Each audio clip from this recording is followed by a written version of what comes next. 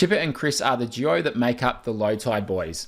Based in Northern California, this dynamic SwimRun team is dedicated to growing the sport of SwimRun. They also host their own podcast called the Löw Tide Böyz, and on this episode we talk about why a lot of endurance athletes are transitioning across to SwimRun, why it's one of the fastest growing endurance sports, and we talk about all the ins and outs that you need to know to get started in SwimRun. My guest today is Chris and Chipper, the Löw Tide Böyz. These are the number one SwimRun experts in the world. They were just telling me how much they know about SwimRun. No, I'm only kidding. So Chris and Chipper, welcome to the podcast. You've got your own podcast on SwimRun, and really sort of well followed podcast, but also highly entertaining with some of the content you put out. And just two people who really enjoy SwimRun. So today on the podcast, I wanted to chat about what SwimRun is all about and what got you guys into it and why you're so hooked on SwimRun. So welcome to the podcast. Yeah, thanks for having us, of course. Well, it's sort of Chris's story to tell. I was not his original partner, but I'll let Chris tell that story and then I'll join in once I enter the picture. Yes. So I think it was 2015 or 2016. My wife gave me, a Christmas gift, essentially. It was this coffee table book called The World's Toughest Endurance Challenges. And I was into triathlon. Chipper and I were already good friends, training buddies, have done a bunch of adventures together, endurance adventures together.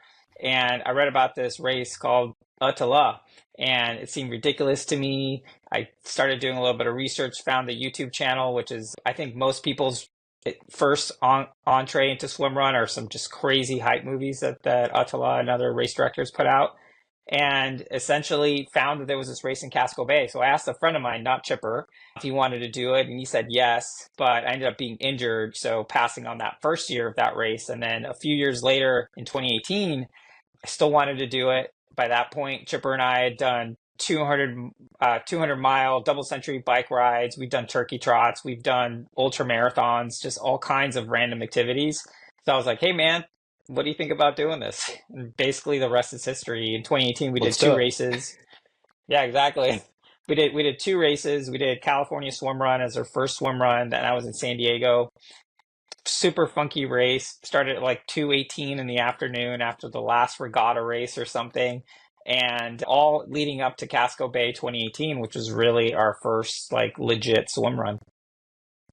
And Chipper, so how do you feel not being the number one pick there? Have you gotten over that?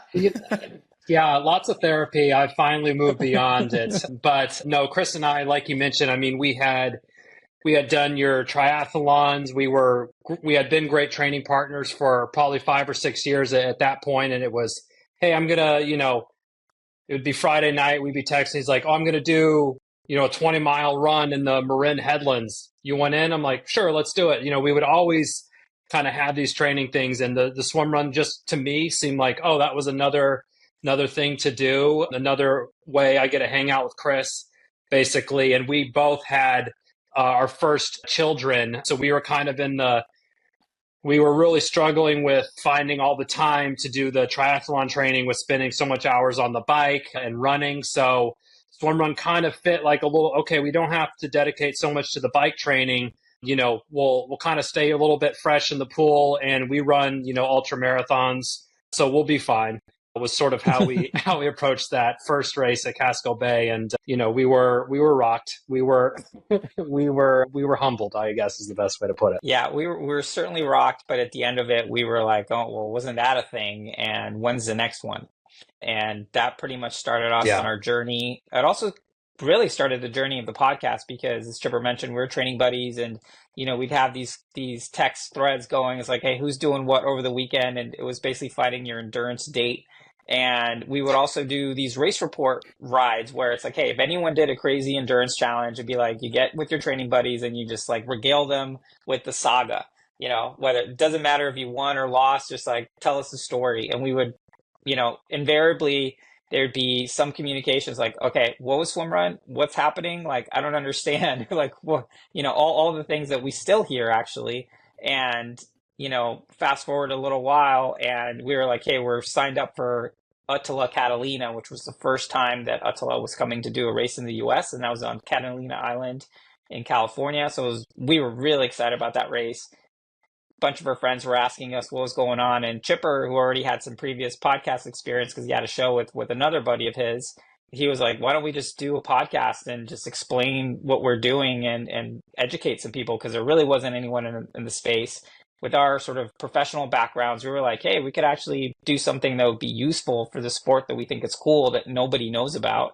And kind of the rest is history. And so, Chipper, for those that are listening, there might be people who don't actually know what SwimRun is all about.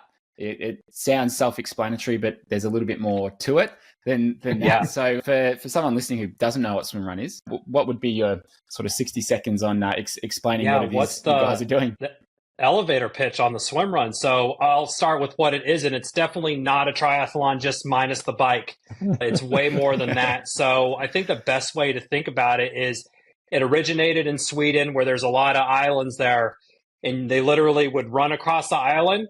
They would get to the water. They would swim to the next island, run across that one, swim. So you're alternating between running and swimming. It originally was like a point-to-point sport, but you do it all in the same gear. So you're swimming with your shoes on, you're running with the wetsuit. So it definitely has a little bit of a unique, some might call it dork factor to some of the gear, but it has a unique gear piece to it. But yeah, it's really just an endurance event, a multi-sport endurance event where you're alternating between running and swimming, where you literally, you get to the water and you hop in, you swim to the next bit of land, you run across there, you get to the water, and rinse and repeat until you're done. You've sold it well, and the dork factor is 100% there. I can say it because I've done one before, and it's hard to get away with training. Anywhere in public when you've got your runners on and you're jumping in the water swimming, you've got a pool buoy attached to your hip. That dork factor is certainly there. Certainly, yeah. I think most people, we usually get three reactions when people see us sort of like in the wild training. Is people think we're like Navy SEALs or Special Forces or something, and they leave us alone. Or people just look really confused. Or the really confused people will actually stop us and then be like, hey, what are you guys doing? So, and of course, Chipper is usually on comms with this. It's like, well, we're the Löw Tide Böyz, and this is SwimRun. You don't drop that we're Navy SEALs. This is, but we can't talk about it. I don't think anyone would believe it after seeing us in wetsuits. In terms of the equipment, how's that changed and evolved over the last couple of years that the sport has evolved? Because it's a fairly new sport, and there's certainly some innovations that are coming out of it. Yeah, absolutely. I mean, from the origination of the sport to where we're at today, it's tremendously changed. For the first Tala, which means island to island in Swedish, was a 70-kilometer race, and it used to take folks 24 hours to finish the race. Now the world record's like 7 hours, and they were bringing, no joke, inflatable air mattresses to lay on to swim in between the islands in the Stockholm Archipelago. And they would, take their shoes off every time, put them in a bag. They had like a more kind of adventure racing style. But once they started kind of figuring out the wetsuit component on chopping the wetsuit off at the knees and then, at the elbows, and kind of making it a little bit easier to run and really freeing up the running capabilities, that's when the times of like the race times really started to drop. And that's where the gear started to play a bigger factor in it. Really kind of around the wetsuit technology really started changing. Then they really started getting much thinner with the neoprene on the front panels, not having any neoprene on the lower half. So it's really almost like a kind of like a swim skin style fabric or textile on your bottom half, and then a very thin, 2 millimeter neoprene kind of upper. And that's pretty much the suit. It zips in front. So it's very, very nimble. You could be very quick in it. In addition to you use hand paddles and a pull buoy to kind of offset some of the drag of swimming with your shoes. But yeah, I would say in probably the last 6 years, the technology has really shifted, and that's with that technology shift and the gear and the equipment, the speed has just come right along with that. And what about the size of the paddles, size of the buoy? Like, has that changed as well over the years? Because there's some huge looking pool buoys, huge paddles. What do most people tend to gravitate towards? Well, I think, the way the sport's been evolving, and one of the cool things about it, it's like there's still a lot of room for self-expression and a lot of room for iteration in terms of the technology. I think we're really kind of in the golden age of swimrun right now with people figuring out what's the optimized kit. And what we're seeing now as an optimized kit is paddles as big as you can handle, and then a pull buoy that allows you to maintain optimal sort of body composition in the water to compensate for swimming in shoes and all the drag that creates. So the pull buoys are pretty big. They're super buoyant. They're essentially like flotational devices. No one's sinking in these things. I mean, if you jump in a pool with one between your legs, you're like popping out like a dolphin or something. They're so buoyant. So that's basically, it's as big as you can handle. Utala, which is really sort of like the governing body of the sport, they have a maximum size of a pull buoy, and it's plenty big. It's plenty big, and our advice is always like use as big a pull buoy as you can handle or as you need, but there's plenty of options these days.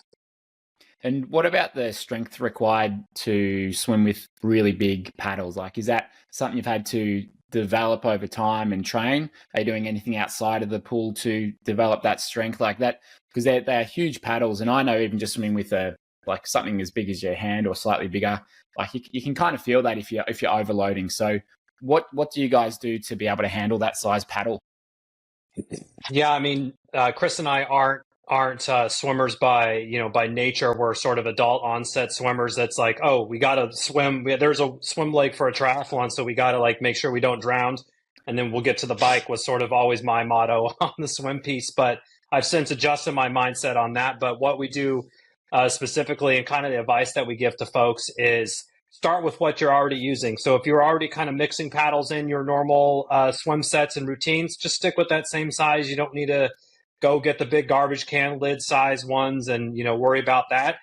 For Chris and I, it's something that usually kind of in the off season might cycle off a little bit of the paddle work just to maybe focus a little bit more on technique there.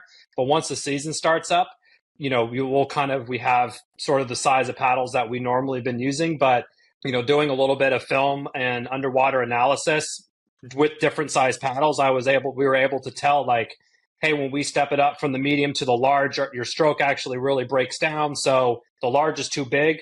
So, maybe hit the weights a little bit more in the off season, or with those stretch bands as well.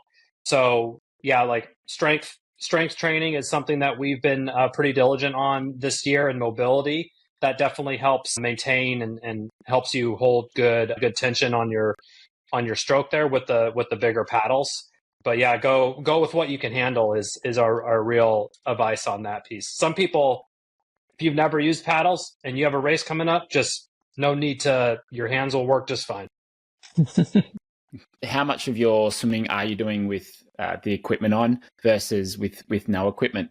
And does that change the closer you get to a race? Well, I think, the way we kind of approach it is like, hey, we're swim runners and we're training for swim run swimming. So because we're in season now, I would say a good percentage of our work is using paddles and buoy, just to, longer sets at tempo, 400s, 500s, stuff like that, 800s even, just to really get used to sort of the strength that's required. I mean, for swim run, you're not really going ballistic for 23 seconds. A lot of the swims are longer, so it's really about trying to keep a low heart rate and a good stroke rate to just like keep it in zone 2 while you're moving as quickly through the water. So a lot of it is really optimized for that. I mean, could we probably do a better job working on technique by not using as much gear? For sure. But I think during the season, we're just optimizing for what we're going to be doing. Well, that's the thing. Some of the probably swims are so long, right? Like these are not short events that you're doing. Yeah. I mean, Untitled the World Championship there that Chris and I have done the past 2 years. It's coming up here. It's the first Monday in September, but a total of 10 kilometers swimming and about 60 kilometers running between 26 different islands. So the first swim of the day is a cool 1,600 meters to start you off. And then there's a swim that's, as short as 25 that you're really just, we don't even put our goggles on for that one. You just kind of jump in, you get wet, and you hop right out, and everything in between the mile and the 25 meters. So yeah, it's really the variance of it is part of kind of what makes the sport really exciting and fun to do. This episode is brought to you by Pillar Performance. Our new sponsors, Pillar, are a sports micronutrition company. And the easiest way to describe it is that while hydration and carbohydrates products will take you through to touch the wall as fast as possible, Pillar's mission is to get swimmers to the starting blocks in the best condition over and over again. I recently started taking Pillar Triple Magnesium after a friend had recommended it, and it's been a game changer for my sleep and recovery. I take 1 scoop 30 minutes before bed each night, in the same way that you might start your day with a coffee. I finish it up with the magnesium and recover better for tomorrow's session in the pool. Pillar Performance is used by some of the biggest names in swimming and triathlon, including Zach Stubblety Cook, Jan Frodeno, Ben Canute, Ash Gentle, Taylor Nibb, amongst a host of other well-known swimmers and triathletes. Where Pillar differs from other micronutrition you may have taken before is both the quality of the types of magnesium and the tangible results that I see on my Garmin each morning. If you'd like to try Pillar today, head to pillarperformance.shop and enter code EFFORTLESS for 15% off. That's EFFORTLESS for 15% off all first-time purchases, or for anyone in North America, enter the same code at thefeed.com. Was there an aha moment that where you fell in love with SwimRun for either of you? Yeah, and I think it's probably a similar story for a lot of people, right? It's the same thing for a lot of people. It's really, once you do your first transition, I mean, another way to really summarize SwimRun is sort of like amphibious trail running, where, most of these races are on trails, you get to the water and you just keep going. After you do one transition or two, I mean, Brenton, I'm sure you'll appreciate this as well. When you did your swim run, it's just like, well, isn't this just like the weirdest thing I've ever done? And there's this sort of magic to it, which is just like, wow, that was really something. And then, we've done a bunch of swim runs at this point, and that transition is really being able to transition well. That's really when you're not swimming, then running, then swimming, then running, you're swim running, because moving through nature as seamlessly as possible is just something really, really cool like that. Yeah, but that aha moment, I think, and we mentioned a little bit earlier, that Casco Bay 2018 was our first big swim run. That one took us 7 hours probably, and we looked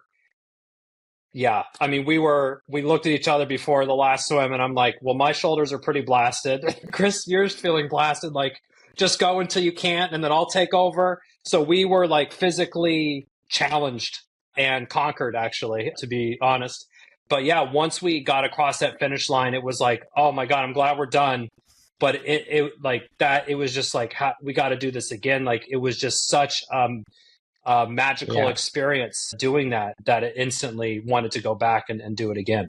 And I think to that point, Chipper, I think we haven't really talked about it, but really one of the most unique aspects of SwimRun, and what I really think is the best part of it, is really the partner aspect, where, Chipper and I have done 19 swim runs together. We do a lot of training. We've done 50 mile, like I mentioned, all sorts of things together, but this is something that we do together as really good friends, and we've experienced, and we've gone to all these places. We've gone to Sweden and everywhere else, right? And crossing that finish line with Chipper and not having it be a time trial like a triathlon or anything else, that really adds to sort of like the magic of it. And, taking care of your partner's taking care of you. You really bring out, you're more than the sum of your parts in many ways.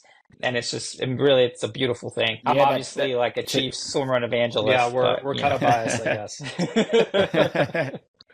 Oh, that element of team though in sports where typically it's very individual. If it's triathlon, if it's swimming, you see it at the Olympics at the moment. I'm watching the swimming. We've had one relay so far, and whenever I've spoken to people who have made it to that level, they're always like the relays. That is what really drive them, and that's when they can pull out these amazing performances, because they're doing it for other people. So the fact that every race for you is with someone else, I think that's a huge benefit. And when I trained for a long distance swim that I did a couple of years back, I did a lot of my training with a friend, and obviously the race wasn't as a team, but the training was, and that made those long 10 15k swims pretty easy to do, because I had someone there with me. So it makes that time really fly, and you're not going to miss a training session if the other person's going to be there. So I think it makes it a lot easier.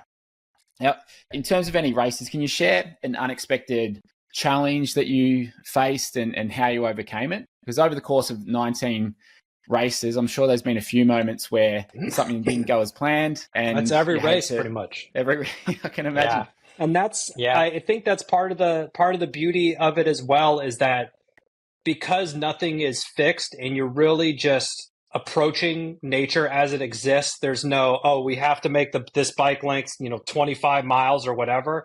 You just are approaching it how it is. You sort of have to be if you do a lot of swim runs, you start to be really good about sort of rolling with the punches and knowing when there's an issue or an obstacle to overcome. Like, how are you going to do that?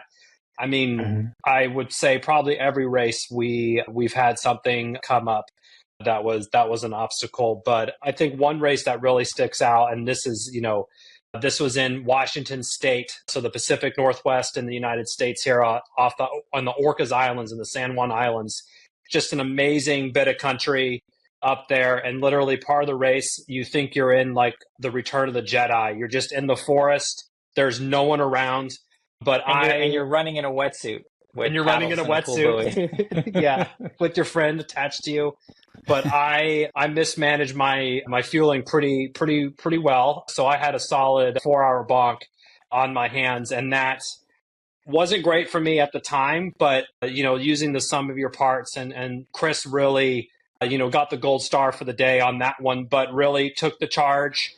Led all the swims, led all the runs, really dragged my ass all over Washington there. But although I was in the cellar for a good part of it, like, still we had a lot of great learning experiences and a lot of good memories from that race, despite it being a difficult one. But it was still a really amazing shared experience that we had.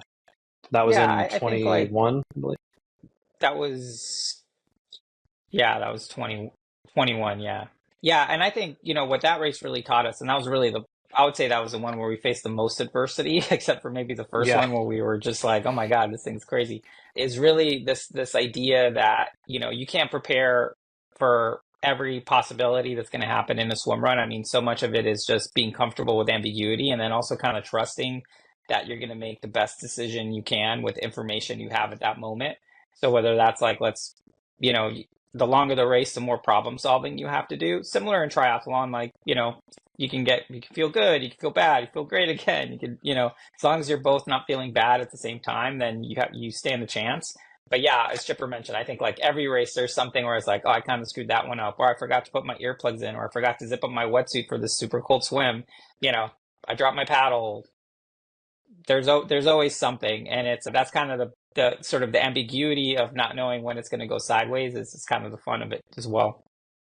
Yeah, that unpredictability where anything could happen. That's a kind of a reason. Like, I love to surf, and one of the things I like about it is, like, you don't know when the sets are going to come. You don't know how they're going to break. It's like, that's kind of like not gambling in a way, but it's kind of like rolling the dice. It's like you don't know what's going to happen, and it sounds like there's a lot of that in SwimRun. So that can be it makes it quite interesting. Now, in terms of your training routine, is there anything unconventional or surprising that you believe gives you an edge in races? Well, I don't know. I think as a team, I would say doing our hard sessions together. We haven't done it as much this year, but in the when we were training for world champs and stuff like that, like every time we had to do like the 8x10 hill repeat or the track workout or the 5-hour swim run practice, anything that was just like, all right, it's time to show up. Like, we would always try to do those together because, again, as you mentioned, Brenton, like, you're showing up if your partner's showing up. And that it was always great for us for a couple of reasons. We'd motivate each other, but then we also kind of knew where each other was.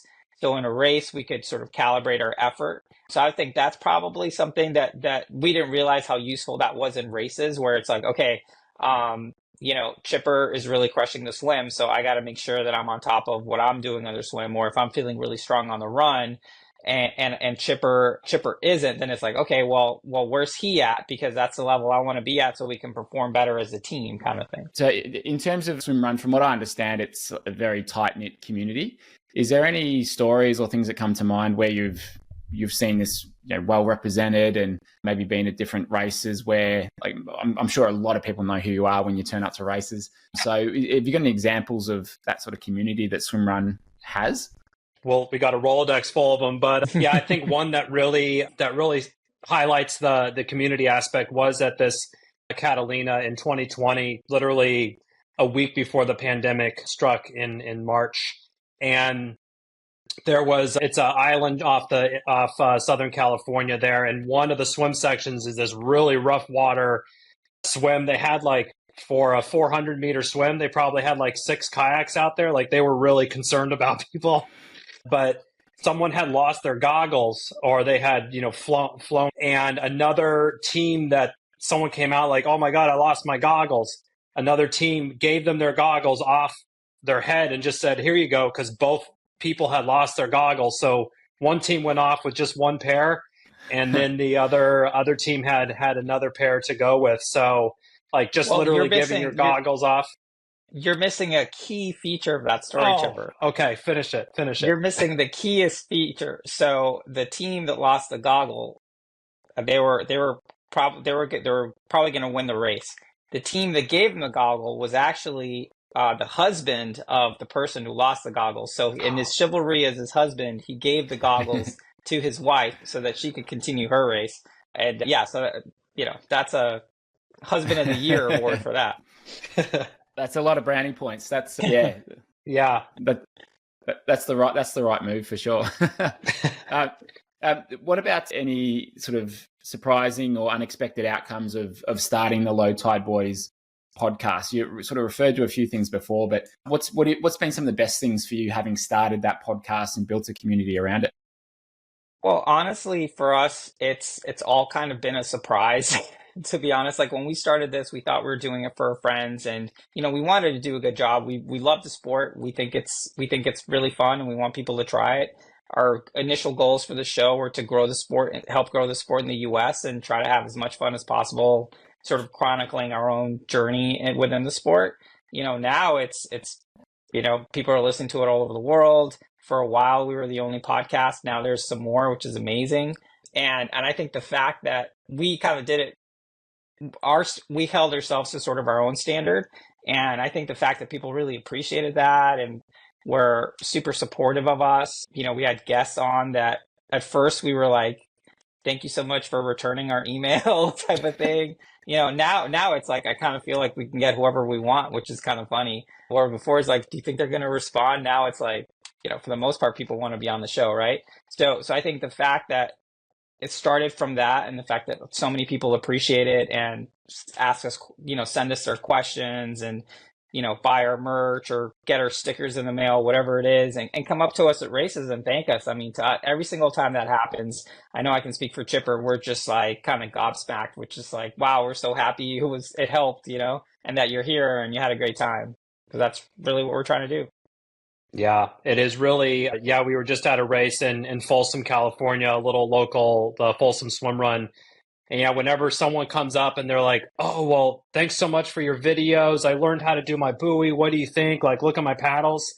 It's like, oh, you helped me so much. And that kind of stuff is just so, really just fills Chris's eye, like refills our gratitude cup up. And we're like, okay, yeah, like that's kind of what keeps us motivated to keep doing it now, is the positive community and the reinforcement, and how people really seem to get a lot of value out of what we're doing. And we see them enjoying the sport the way that we're enjoying it as well. And that's what keeps us going, I think, from the community aspect. For sure. And if you imagine SwimRun in 10 years, what sort of innovations and changes do you see happening in the future with the sport? Wow, that's a really good question. That's a really good question. I think I'd like to tell you one thing that I don't think will change, and that's really this community feel. I think, we've gone to races all over the place, and the community vibe is the same, and I think it's on all swim runners to maintain that and not turn it into, I don't know, like whatever, like some measure is sick or whatever, what might have you. So I don't think that's going to change. I think what we will keep seeing is swim runs in new locations, different formats. We're already seeing some super short course formats, which are sort of like heat based and really fun to watch. We're seeing these like ultra swim runs, like the One Water Race, which is happening in a couple of weeks. It's a 250-kilometer swim run. It's 60 hours. Bonkers. So crazy. Last year, only one team finished. out of like 10 teams or something. It was crazy. So there are all these different formats, and I think people keep trying to find new ways to do it. And because SwimRun is unique to the environment that you're in, as Chipper mentioned, Orcas Island, it's like a mountain island swim run where you're swimming in mountain lakes and the ocean. It's ridiculous. Casco Bay, you're swimming across the Portland Sound, like around all these islands. There's one in Austin, Texas, where you're swimming in the Colorado River and they're making it work. So because you have to use the environment that you're in, really the options are kind of limitless if you can just see it from the perspective of a swim runner, which Chipper does this all the time. Every time we're on a trail run or something, he's like, hey, we could probably swim across that and do this and do that. And it's just, it's one of the cool things of it for sure. Yeah, definitely. It's I always like, if you go for a run somewhere new, you look on your Strava map, and it's kind of cool to see where you've gone. And I think especially with the options that the SwimRun opens up, I can only imagine what you're looking at there on the maps and going, oh yeah, we could do this, we could go here. So that's really exciting. And what are either of you both looking forward to the most in the next 6 to 12 months in terms of your own racing, what you're doing with the podcast? Like what are you guys really looking forward to? Yeah, we have a full calendar of races this year. We've already done 3, I think, and we have 3 or 4 more, including one that was actually took a break last year, SwimRun NC for North Carolina, which is, again, another really unique swim run. And I think that's what keeps the sport. And, we've been doing this for a couple of years, but you really don't get that tired of doing the races because every race is so different and it's in a different location and there's a little bit of flavor difference on it. But yeah, the Casco Bay race we have literally coming up in the first week of August. Off in Portland, Maine, and that's one that Chris and I have been doing every year since 2018. Every year they've offered it, so that always has like a special place in our heart, and we're always love towing the line at that one. And getting a few more races in this year is really what we're looking forward to. We're not doing the World Champs this year; we're taking a break, but Chris and I are already having FOMO over the race. We already know we're going to be missing it for sure because that's quite an experience. We certainly have race FOMO, but we don't have the training FOMO. I'm totally fine not doing that volume of training for a year. How many hours would you typically train for if you're training towards World Champs? Yeah, I think we were topping out with some of the big swim run weekends, probably at like 12 to 15 hours, especially on some of those big weeks. But I think on average, probably closer to 8 to 10. Yeah, and that's a lot because you think of maybe a professional triathlete, they might be doing somewhere in the mid-teens in terms of hours, maybe up to 20 hours possibly, but a lot of that's on the bike, and that's not necessarily easy. But when it's all swim and run, that's some pretty solid training. Yeah, we're a couple of dads too, so we got families and we got jobs as well. But yeah, some of those big weeks, I think peak, we were probably 50 miles out running on the trails and 25K in the pool over, 10, 12 hours for some of the higher weeks there. But yeah, there's 40 or 60 Ks of running there between those islands on that world championship race. So you really need to kind of be trained up like an ultra marathoner from a run perspective. Mm. And yeah, but I will say, there's a bunch of shorter swim runs. So if you're listening to this and you're a triathlete, you're already prepared to do a swim run. You just have to, borrow a suit from a buddy and do it. Tons of shorter races. It's super accessible. I think the World Champs, it's a magical course. And if you want that to be on your sort of, side quests as an endurance athlete, can't recommend it enough. It's an amazing experience. But yeah, by no means do you need to be training that much for the sport. Yeah, scaring too many people, or you might be attracting more people that way, probably. That's true. Do you, and in terms of someone looking to get started, is there a good resource that you have, or a podcast or a video where you sort of detail the basics of what someone needs to get started in SwimRun? So in terms of resources, so on our website, lowtideboys.com, and this is really Chipper's area. We have a resource guides, we have gear guides, we have how-to videos, we have all sorts of stuff. We have, a page that just explains what SwimRun is. So, that's a good place to start, I think, not to be shamelessly self-promoting, but yeah, our website has everything you need to know about the sport, local races, everything. Yeah, it's really, really listener driven, because we'll get people will send us an email. Hey, what socks should I wear? Am I going to get blisters, or what's the shoes? And we're like, hey, well, let's do a video about that. Or it's really listener driven from what we get questions about, or what we hear about at swim runs, or what we kind of observe people doing, and just, our thinking on it. A lot of it has evolved as, we've had a lot of reps, I guess, in the swim run game, so things have kind of evolved for us, and the sport has changed even since we've been in it. But yeah, we try to have a lot of useful. We got audio, video, written word, whatever your method is, we got it all for you. Slam poetry, any way you want it. Actually, Chris did write a poem once. I will say. I did. I hope that's on the website. It is. Well, Chris, Chipper, thank you so much for being on the podcast. It's a sport that I've seen grow a lot over the last couple of years. I think the one and only one I did was back, I'd need to check dates now, but probably like 2017 or something like that. But Nice. yeah, a really good experience. Kind of like you guys, I had no idea what I was doing when I first got into it. When my buddy told me what I needed, it's like, you need to have shoes, and you're not going to take them off, and you're going to have this pull buoy attached to your hip. And I'm just like, what are we doing here? But for all the reasons that you've sort of talked about, a really fun, enjoyable, challenging sport to do. So I can see why it's growing. So thanks so much for sharing your experience on the podcast.